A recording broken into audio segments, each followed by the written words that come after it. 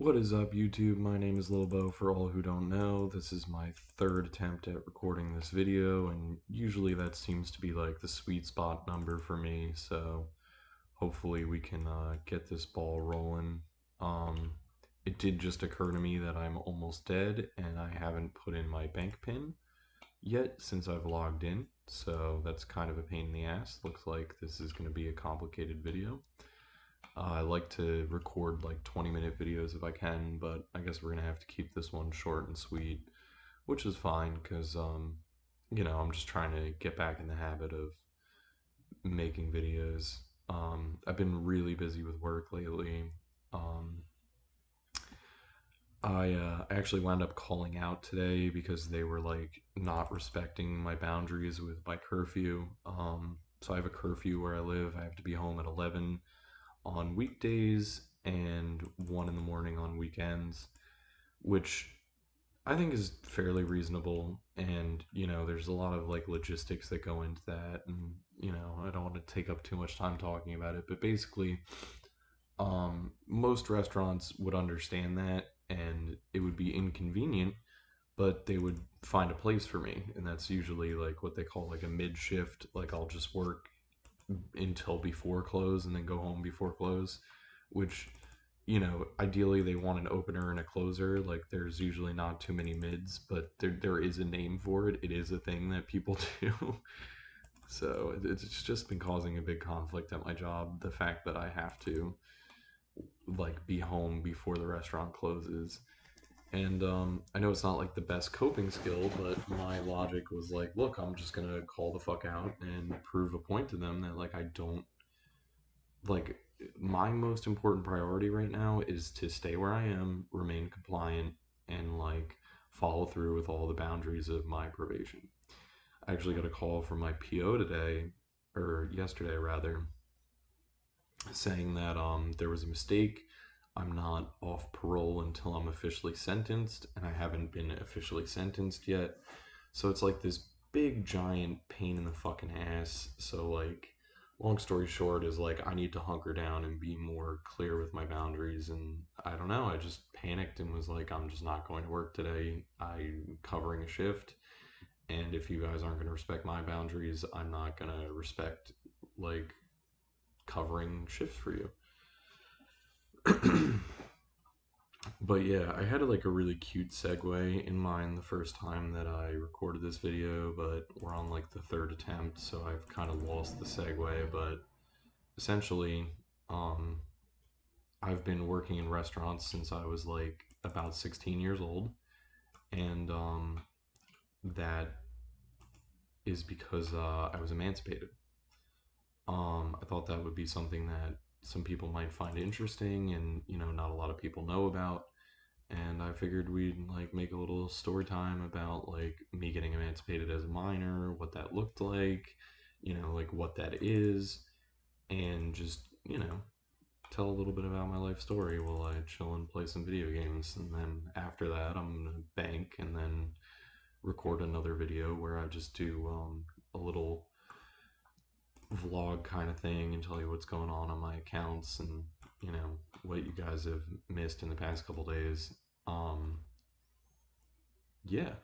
So I actually pulled up on my phone like a loose definition of like what emancipation is in the United States, but what I got is the benefits of emancipation of a minor include the authority to enter into contracts, sign rental agreements, enroll in school without consent of their parents, and apply for public benefits. An emancipated minor can also keep the income that he earns and make his own healthcare decisions, which is pretty dope because, like, basically for like a couple years there from like 16 to 18, I wasn't really taxed at all when I worked because I was like filing as head of household as a 16-year-old. But yeah, so what happened was I grew up in like not the most ideal situation, and it kind of came to a head, and I like applied for emancipation, and a court deemed that I was more able to take care of myself than my parents. My mother signed away her parental rights, and my father never really had any parental rights, so that was pretty much easiest shit to get done. I was just like, hey, dude, can you sign this piece of paper? I know we haven't spoken in like a fucking decade, but I'd like to be a legal adult. And he signed it really quickly. And my mother had some more misgivings. She was interested in like, child support and tax benefits and all that. But at the end of the day, she was like, you know what? I don't know what to do with you anyways, and signed away her parental rights. I wound up dropping out of school because once again I had the legal right to do so. I got my GED. I enrolled in Mercer, which is a community college in New Jersey. I grew up around Trenton, so I went to school out there. That wound up really going nowhere fast because that was when I started getting involved with drugs, and drugs kind of wound up taking over my entire life. But point being is, I was one of the few people that I've ever met that was legally an adult from the age of 16.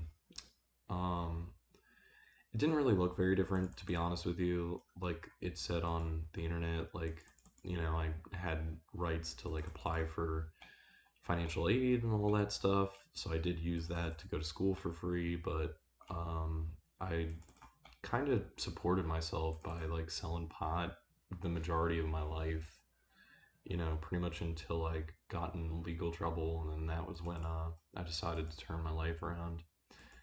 It's, kind of tough being on your own at a young age and just like not really knowing anything outside of like selling pot to provide for yourself.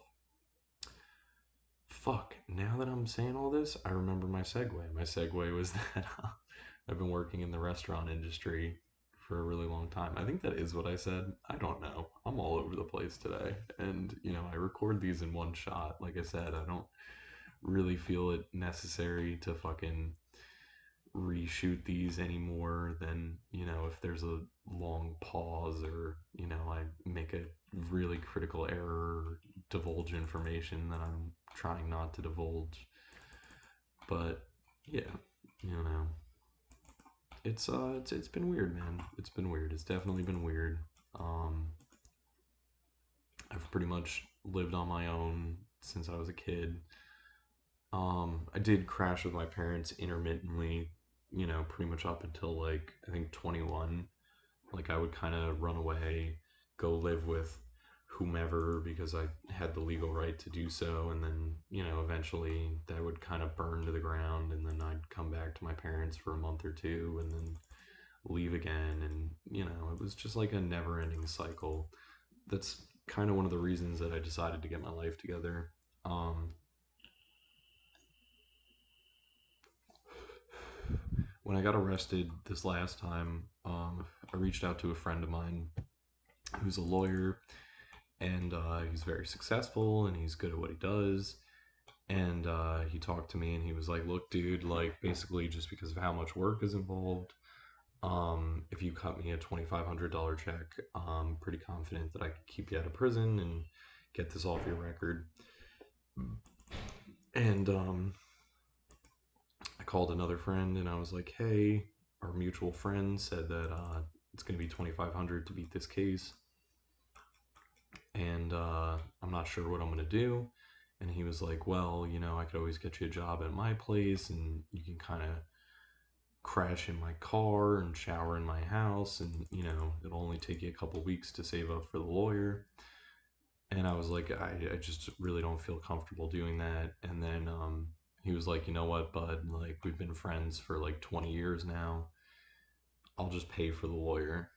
And I sat down and I thought about it, and I realized that I have pretty much no marketable skills other than waiting tables, and spent the majority of my life like essentially a fugitive. I mean, weed only became legal in my state like last year. So for the longest time, I was like a weed dealer, and it's to me harmless and, something that didn't really hurt anybody by any means, but it was still illegal up until last year. And, as much as I would love to get into the legal marijuana trade and all that, just took this last arrest as an opportunity to turn my life around. Quick side note, I don't know if anybody can hear the fucking noise outside my window. I live in like a kind of rough area, so people like tend to drive up and down the street and like dirt bikes and ATVs at like 3 o'clock in the fucking morning. It's wonderful. But yeah, I don't know. I figured, I'm gonna try to keep these story times to things that aren't necessarily like super illegal or incriminating. And selling pot when I was in high school and being legally deemed an adult at 16 is something that I thought was something that a lot of people would find interesting, but also, like not know too much about, especially in like the community of this video game. Yeah, I don't really have too much else to say. I kind of updated you guys pretty well on my real life, like I said, job drama, legal drama, and then, I haven't had much time to play in the meantime, but I'm off for the next couple days, so I'm gonna get into the games and start to record as many videos as I can in my spare time.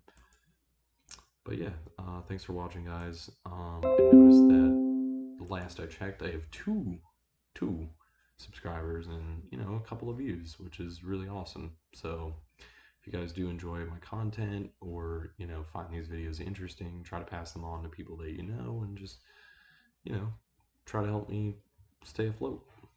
Thank you so much.